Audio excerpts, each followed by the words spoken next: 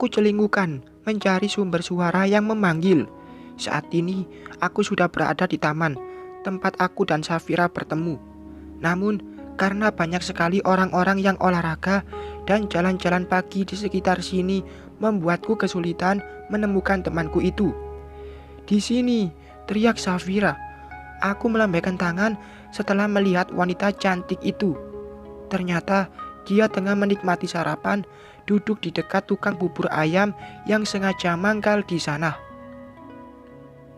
"Hei, sudah sarapan?" ujar Safira saat aku sudah berada di dekatnya. "Sudah, tadi di rumah." Safira mengangguk. Aku menunggu dia menghabiskan sarapannya. Lalu kemudian kami berjalan ke tempat yang sepi. Aku yang meminta. Rasanya tidak nyaman saja jika membicarakan masalah pribadi di dekat orang banyak. "Mau bicara apa sih? Tumben-tumbennya kamu serius gitu." Tunggu deh. Kamu habis nangis ya?" ujar Safira menatapku lekat. Aku mengangguk. Kali ini aku tidak menyangkal. Aku butuh bantuan dia. Maka aku pun tidak bisa lagi berdusta, mengatakan semuanya baik-baik saja.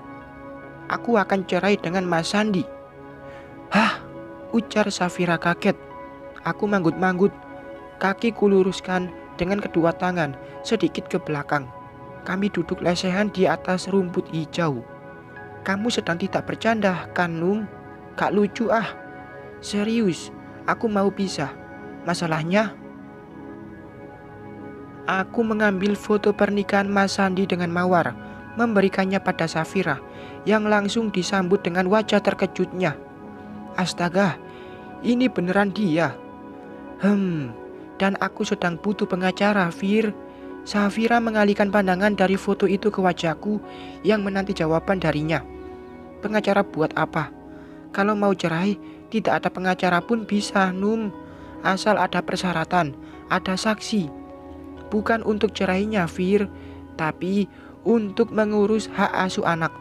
Mas Sandi mengancam akan mengambil Sanum dariku jika aku berani menggugat cerai ke pengadilan." "Ya Allah, aku gak nyangka si Sandi setega ini sama kamu, Num. Apa kurangnya kamu coba?" Aku menggelengkan kepala, menekuk wajah. Sebagai seorang istri, aku mungkin banyak kekurangan. Sempurnaku tidak ada. Tapi selama pernikahan, aku selalu mencoba untuk menjadi yang terbaik. Apa yang diinginkan suami, sebisa mungkin aku turuti. Namun di mata Mas Sandi, semuanya masih kurang. Baktiku tertutupi oleh dia yang menyuguhkan kemewahan di atas pembaringan. Sesak dadaku mengingatnya kembali. "Kamu tenang saja, Num. Aku punya saudara, seorang pengacara. Aku yakin dia bisa membantumu," ucap Safira, membuatku langsung melihat ke arahnya. "Kamu serius?" tanyaku. "Serius. Nanti aku kenalkan dia ke kamu." "Makasih ya, Fir. Aku berutang budi padamu." "Apaan sih? Kayak sama orang lain saja." "Aku turut sedih dengan musibah kamu ini, Num. Kamu yang kuat ya." Aku dan Safira saling berpelukan. Dia menguatkanku yang memang sedang butuh sandaran. Dan Safira selalu bisa menjadi teman yang baik. Setelah bercerita banyak hal mengenai rencanaku mencari pekerjaan, aku pun memutuskan untuk pulang. Sepanjang perjalanan ke rumah ibu, ponselku tak berhentinya berdering. Sengaja aku abaikan karena tahu itu dari Mawar. Wanita itu pasti memintaku datang ke rumah Mas Sandi untuk menenangkan Cahaya yang tantrum. Tidak bisakah dia menenangkan putrinya sendiri? "Sony, kamu di mana? Cahaya sudah tenang." Aku mengirimkan pesan pada Sony sebelum turun dari mobil. Kemudian aku menyimpannya kembali ponsel ke dalam tas, lalu keluar dan menghampiri ibu yang tengah duduk di balai-balai pinggir kolam ikan. "Sudah pulang, Num. Gimana tadi di sana?" ujar ibu menyambutku dengan pertanyaan. "Ya gitulah, Bu. Ada sedikit perdebatan. Tapi ibu tenang saja. Aku baik-baik saja kok." "Ranum, apa yang bisa ibu bantu untuk meringankan bebanmu, nak?" ujar ibu lagi seraya mengusap kepalaku yang kini berada di pangkuan ibu. Aku memejamkan mata, menikmati sentuhan lembut tangan wanita yang telah melahirkanku itu. Di seberang kolam, ocehan Sanu menjadi irama yang memanjakan telinga. Dia menggerutu saat ikan yang sudah hampir dia dapatkan lepas, lalu tertawa bahagia saat melihat ikan yang berenang ke sana kemari. Cukup doakan Ranum saja, Bu. Doa ibu akan dikabulkan Tuhan, dan pastinya dukungan dari ibu juga aku butuhkan. Maafkan Ranum yang masih menjadi beban ibu dan bapak. Bukan inginku memiliki kisah rumah tangga seperti ini, Bu. Ranum pun tidak menyangka akan berakhir dengan perceraian. Anakku, Ranum Khairunisa. Tidak ada seorang ibu yang tidak mendoakan anaknya. Tidak mungkin ibu tidak mendukung keputusan kamu, Nak. Apapun yang bisa membuat kamu bahagia, ibu pasti dukung. Apapun itu. Tapi bapak keberatan Ranum berpisah dengan Mas Sandi. Bu, ujarku, menongak melihat wajah ibu. Jangan dengarkan dia. Dia bicara seperti itu karena teringat masa lalunya. Mungkin yang kamu alami sekarang itu karena dosa masa lalu bapakmu. Maksud ibu? Tidak ada, Ranum. Ibu tidak bermaksud apa-apa. Tutur ibu mendesah. Aku bangun, duduk bersila di samping ibu yang memandang lurus pada putriku. Tidak mungkin tidak ada apa-apa. Jika tadi jawaban ibu seperti itu, apa mungkin bapak telah berkhianat dari ibu sewaktu dulu? Rasanya tak mungkin jika bapak melakukan itu. Ibu, bapak pernah melakukan apa yang Mas Sandi lakukan? Tanyaku, ingin mendapatkan jawaban pasti. Ibu memandangku dalam diam, hingga akhirnya anggukan kepala ibu menjadi sebuah jawaban. Kapan, Bu? Dulu sekali, saat kamu masih bayi merah dan alasan kita pindah dari Bandung ke Jakarta yaitu meninggalkan kepedihan. Kok ibu kuat bertahan hingga sekarang? Kenapa ibu tidak bercerai seperti apa yang aku lakukan? Tanyaku kembali. Ibu menarik napas panjang. Wajah tua itu menghadap ke atas, mengingat masa-masa yang tidak pernah aku tahu.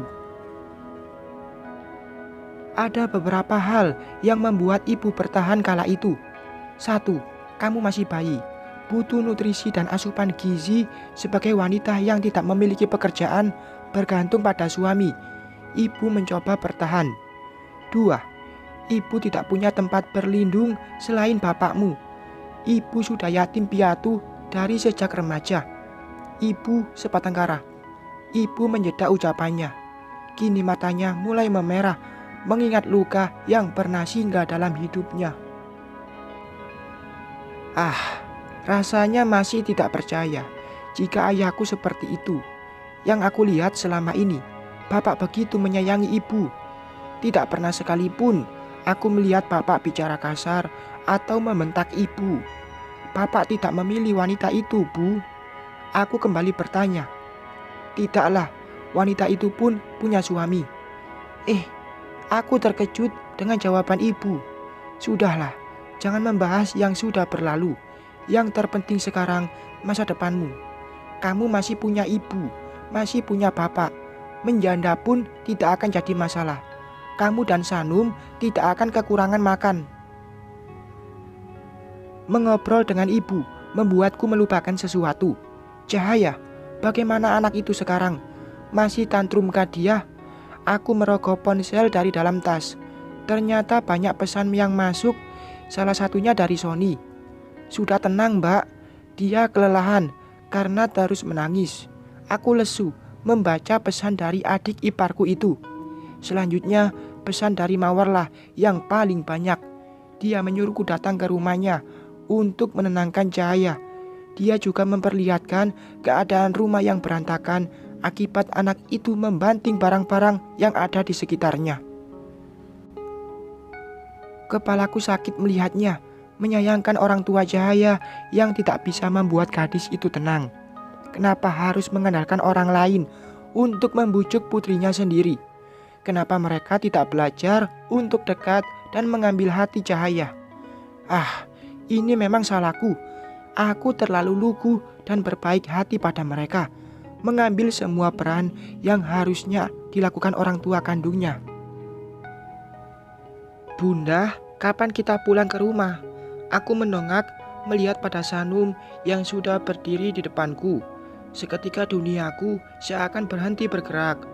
Bingung jawaban apa yang harus aku berikan pada anak itu. Aku ingin main sama kakak, Bunda. Bunda sih, tadi malah bawa kakak pulang, ujar Sanum lagi mengerucutkan bibir. Aku tidak langsung menjawab pertanyaan putriku. Mengambil jepit rambut dari dalam tas, lalu menyanggul rambutku ke atas. Sayang, maafkan Bunda ya. Aku menarik tubuh kecil Sanum lalu memeluknya. Kenapa Bunda? Tanyanya polos. Bunda tidak bisa menjelaskan sekarang sayang. Gimana kalau kita pergi? Yuk.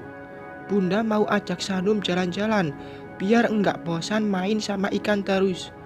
Sanum terlihat berpikir, kemudian menganggukkan kepala. Tanda setuju. Aku pamit pada ibu untuk pergi. Sebenarnya aku pun mengajak neneknya Sanum itu agar ikut bersama kami.